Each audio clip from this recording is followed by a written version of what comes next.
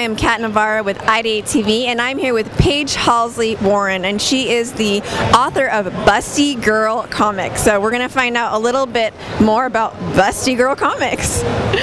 Paige, okay, so the title totally caught my name. How did you come up with the name Busty Girl Comics?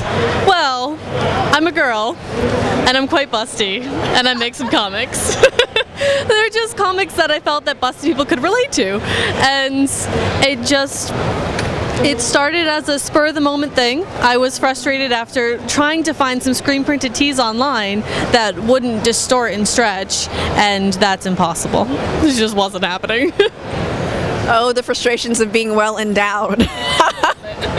So these are probably inspired by real-life situations. Have you put any of your friends as characters in your comic books? Yeah, but I should probably not point out which ones because they might not like that.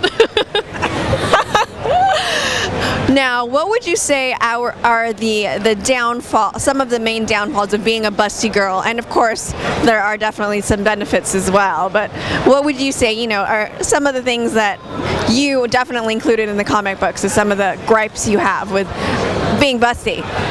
Well, there's the medical side effects, like underboob rash and like the dents in your shoulder and the lower back pain and stuff. And then there's some societal effects like the public property effect, where, and a lot of pregnant people actually face this as well, where like you have this feature that people just want to touch and you can't really, it's kind of frustrating because like a lot of pregnant people will actually like have random people just come up to them and touch their belly, and a lot of busty people will actually have people come up to them and honk them or like things like that, just because people forget that they're not supposed to do that.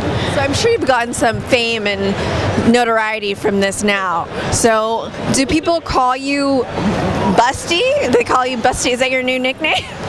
They call me Rampaige, mostly.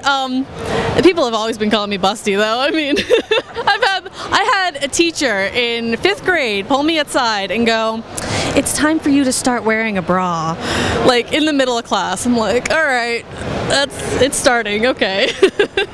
Was it hard to get it started? Did you have to make a lot of contacts in this industry? How did you kind of get it going, get the ball rolling, or did you just kind of fall into it?